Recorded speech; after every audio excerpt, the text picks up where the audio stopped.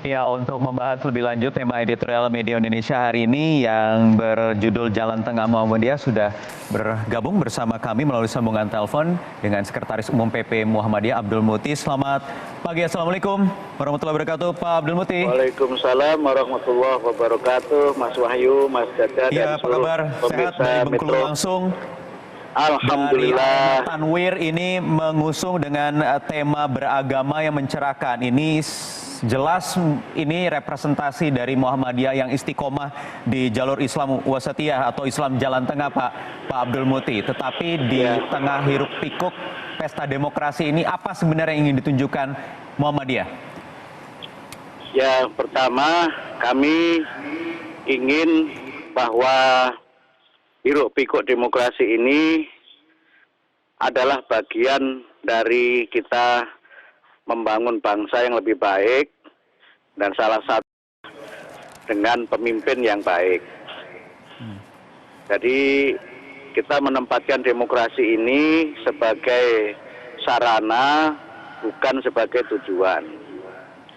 Nah, yang kedua, kami ingin menegaskan bahwa walaupun kita itu berbeda-beda pilihan, karena itu adalah keniscayaan demokrasi, kita harus senantiasa memiliki sebuah kesadaran kolektif bahwa di tengah perbedaan pilihan itu harus ada sebuah kesadaran bersama tentang pentingnya kita ini membina persatuan dan tentang pentingnya kita menempatkan agama dalam posisi yang lebih tinggi dari partai politik, lebih tinggi dari primordialisme golongan, dan kita menjadikan agama itu sebagai pemandu untuk kita ini berdemokrasi, kita ini berperilaku, bukan justru menempatkan agama dalam posisi yang subordinate atau lebih rendah dari partai politik,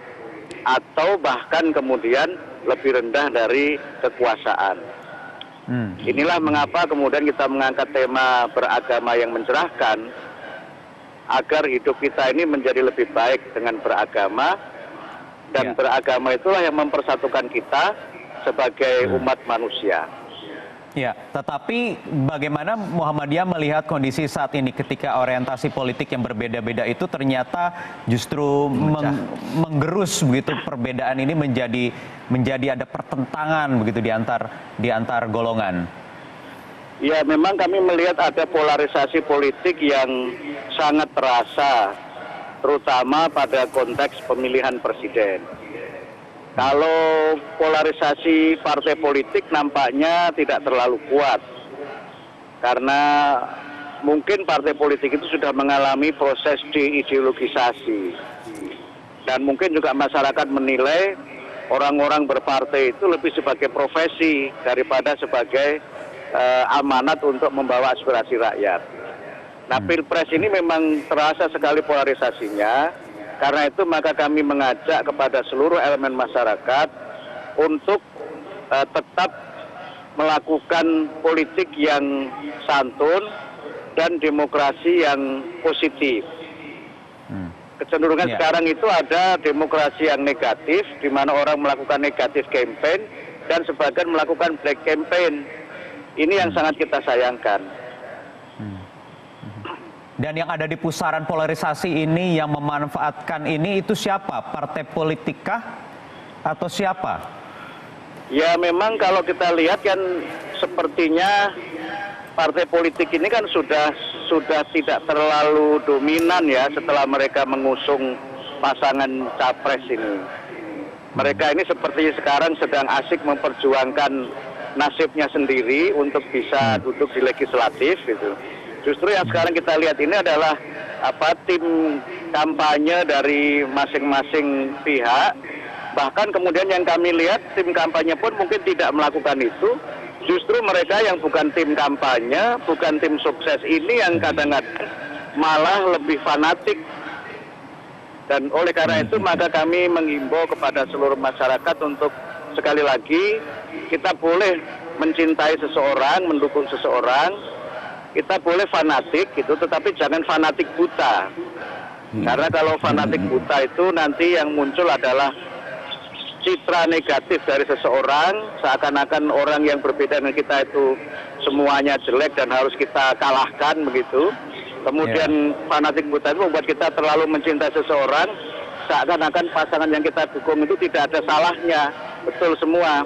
Nah ini yang tidak boleh menurut saya, karena fanatisme buta itu akan membawa kita kepada hate atau kebencian yang muncul dalam bentuk hate speech atau hate spin. Ya, jadi berpolitiklah yang santun, yang beradab, tunjukkan kalau kita juga warga Islam bangsa Indonesia yang beradab begitu ya. Apalagi ini ada peran besar Muhammadiyah yang harus mengajak lagi masyarakat semua warga Muhammadiyah dan juga seluruh segenap bangsa Indonesia untuk bisa menghargai sejarah lagi, tidak perlu lagi mengotak-atik apa yang sudah dibangun oleh founding fathers sejauh ini. Singkat saja terakhir, Pak Abdul Muti, kemudian ini sikap Muhammadiyah ditunggu-tunggu, tetapi ini ditegaskan sekali lagi, tetap netral ya Muhammadiyah ya, tetap di jalan Insya Allah ya. Muhammadiyah itu akan sesuai dengan khitohnya. Khitoh itu Mas Wahyu artinya jalan yang lurus. Jadi kalau orang bilang khitoh kemudian jalannya belok-belok berarti nggak khitoh lagi. Jadi kita ingin sesuai dengan khitoh kita, istiqomah, bahwa Muhammadiyah ini gerakan dakwah. Dakwah itu merangkul, bukan memukul. Dakwah itu membahagiakan dan memuliakan, bukan menakut-nakuti apalagi membenci. Oke, baik. Terima kasih Pak Abdul Muti, Sekretaris Umum PP Muhammadiyah sudah bergabung bersama kami di Editorial Media Indonesia. Pemirsa, kita jeda terlebih dahulu. Kami akan bahas lagi nanti selengkapnya dan juga menerima telepon dari Anda untuk berdialog bersama kami di Editorial Media Indonesia. Saat lagi.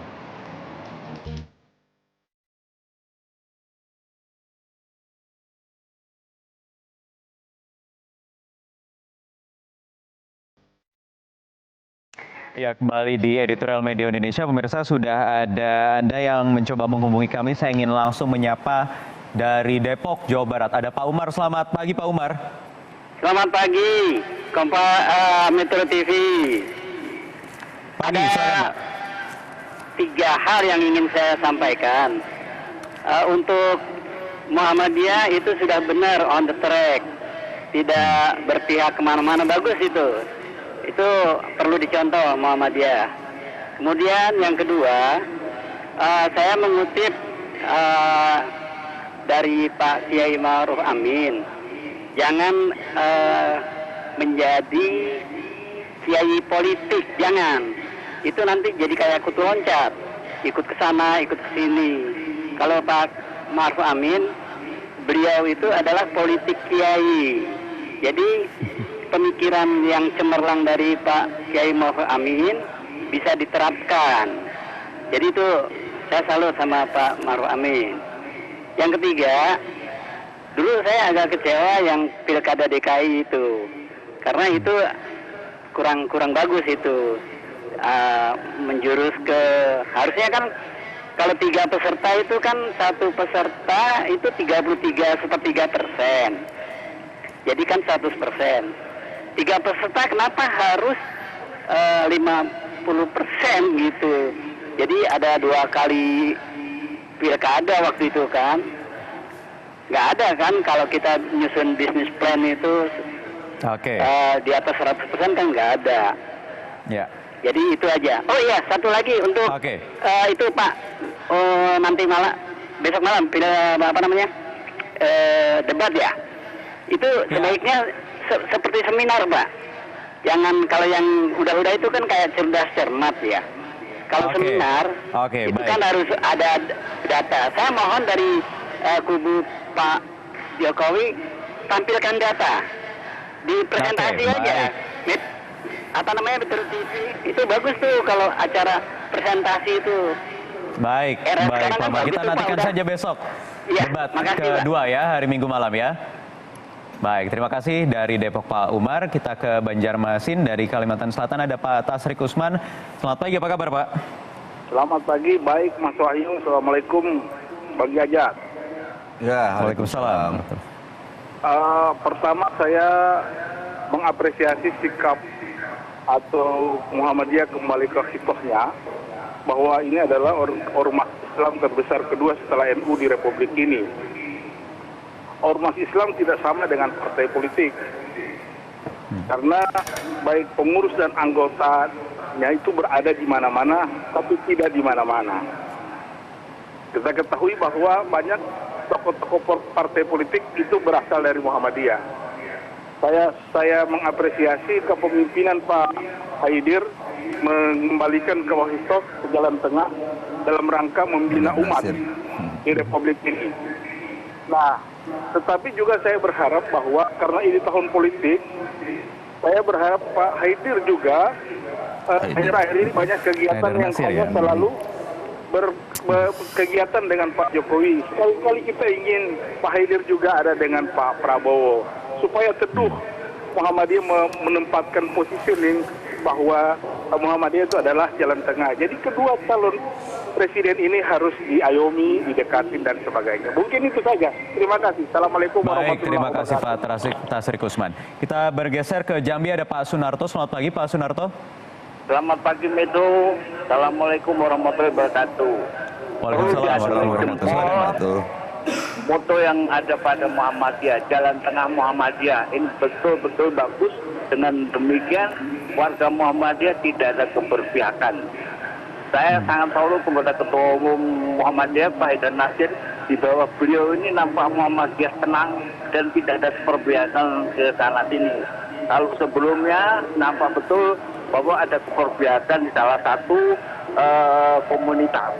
Mudah-mudahan di bawah Pak Haidar Nasir seluruh warga Muhammadiyah di Indonesia bisa menjaga ketentraman umat Islam untuk tidak ada keberpihakan supaya rakyat kita adil, makmur, sejahtera, damai. Sekian, terima kasih.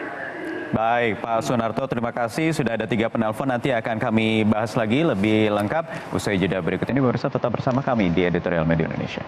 Ternyata ada.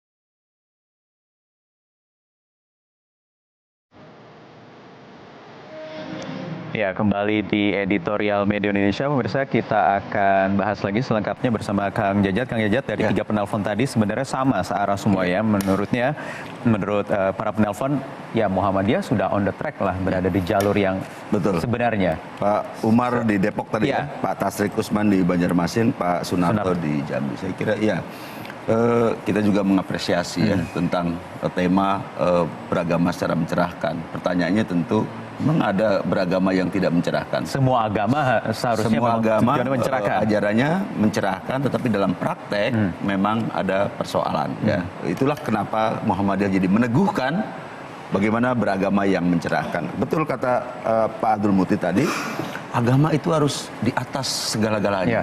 Di atas politik, di atas kekuasaan, bukan subordinat. Jadi politik, kekuasaan dan lain-lain. Karena itu memang harus ada di tengah itu, ya, karena bukan subordinat itu. Dakwah itu merangkul, bukan memukul. Dakwah itu mulia, bukan untuk saling mencerca dan kemudian menakut-nakuti. Itulah kemudian diambil tema itu. Islam jalan tengah atau wasatiyah itu, kalau saya dengarkan penjelasannya Pak Din Samsudin beberapa hari yang lalu, itu di seminar ini juga mengatakan bahwa kira-kira ada 7 hal wasatiyah itu. Pertama, menegakkan keadilan, menjaga keseimbangan, menjadi pelopor. Jadi Muhammadiyah itu memang terus harus menjadi pelopor. Nah, kemudian musyawarah, ya, toleransi. Menurut saya ini penting, ya, prinsip-prinsip seperti ini mestinya harus dilaksanakan oleh segenap warga Muhammadiyah ini. Karena apa? Memang mencerahkan itu atau jalan tengah itu. Dulu ketika Bung Karno, kenapa kemudian ada Pancasila? Itu juga ideologi jalan tengah atau disebut ideologi ketiga. Ada yang sangat liberal Amerika, ada kiri sangat komunis, ya, Rusia dan Cina, Uni Soviet waktu itu. Indonesia, Bung Karno dan para pemikir termasuk orang-orang Muhammadiyah menemukan apa yang disebut Pancasila sebagai ideologi jalan tengah itu, yang tidak ke kiri, tidak ke kanan, tapi berketuhanan yang Maha Esa itu. Ya, itu kan karena itulah Pancasila atau konstitusi disebut ini sangat syariah nih. Karena sudah mewadahi semua. Nah, kemudian di dalam praktek tadi tidak juga yang liberalis ya dalam praktek keagamaan yang beragama tapi suka-suka misalnya yang kira-kira diterjemahkannya, tapi juga di sebelah sini ada yang sangat konservatif yang mengharamkan, yang mengkafirkan orang lain, ya hanya dirinya sendiri yang benar. Ini juga bahaya karena agama kan juga harus sama-sama kebenarannya, kita paham betul kitab suci adalah panduan, tetapi dalam mencari kebenaran kan harus sama-sama dan tidak boleh orang sesama orang Islam bahkan mengkafirkan misalnya. Dan itu konservatisme, karena itulah kemudian lagi-lagi itu Islam jalan tengah dan Islam yang mencerahkan. Di dalam politik tadi sudah dijelaskan Pak Abdul Muti bahwa kita tetap ada di tengah karena memang kita selama ini ada di situ. Betul. Ya harus dijaga. Pertanyaannya kemudian ada Muhammadiyah sebagai ormas Islam terbesar, salah satunya ada Nahdlatul Ulama juga, yang sebenarnya keduanya ini istiqomah ada di jalan yang tengah, di jalan tengah begitu betul. ya. Jadi, pertanyaannya kenapa pengaruh besar kedua organisasi ini, kita Muhammadiyah menuju Nahdlatul Ulama, kok ternyata digebosi juga dengan ada upaya-upaya lain yang ternyata masih memanfaatkan situasi yang tidak seharusnya, yang keluar jalur gitu, on the track. Saya kira tidak on the track. Kalau lihat belakangan reaksi waktu itu seperti itu mungkin agak kaget-kaget sedikit begitu ya. Tetapi kalau Anda perhatikan kita semua sekarang sebenarnya sudah justru di dalam survei-survei misalnya juga menunjukkan mulai balik lagi paling tidak dua organisasi itu memang harus menjadi dua organisasi itu pemandu bagaimana Islam di Indonesia, itu yang diharapkan.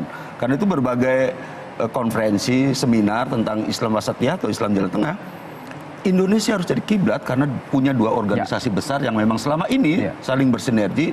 Yang satu sangat kultural, NU itu menjaga kebudayaan, yang satu berkemajuan.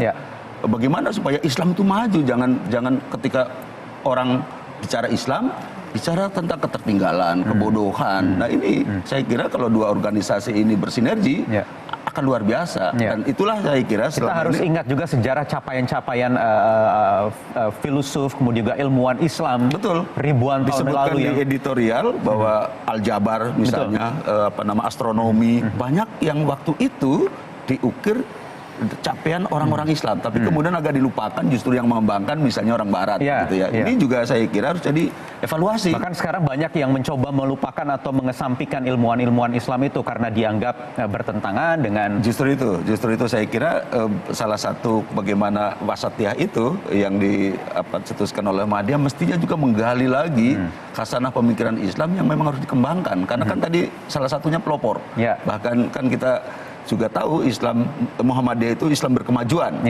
Islam berkemajuan tuh mestinya justru di dalam bidang ilmu pengetahuan harus jadi pelopor juga. Nah misalnya dalam ini contoh beberapa penemu atau penerima hadiah Nobel misalnya kan Islam sangat sedikit jumlahnya. Ini justru harus jadi pemicu menurut saya karena kita dulu Islam terutama juga banyak jadi pelopor. Jangan tertinggal begitu Mas. Jangan tertinggal ya. Jangan jadi penonton. Baik. Jangan saja. Terima kasih sudah hadir di Editorial Media Indonesia hari ini. Pemirsa, tentu kita mengapresiasi Muhammadiyah, sikap Muhammadiyah yang konsisten menjalankan Islam Wasatiyah atau Islam Jalan Tengah. Karena itulah dalam menghadapi dinamika politik praktis, Muhammadiyah secara elegan tidak memainkan politik praktis, tetapi mendorong kader-kadernya berkiprah di politik praktis. Elok nian, bila dalam menjalankan politik praktis ini, semua pihak menampilkan sikap kenegarawanannya, sikap yang menampakkan jiwa besar untuk tidak mengoyak tenunan kebangsaan dan berlapang hati menghadapi perbedaan serta dewasa dalam berkontestasi. Saya Wahyu Wibowo pamit, kita berjumpa lagi di Editorial Media Indonesia di waktu yang sama pekan depan. Selamat pagi, sampai jumpa.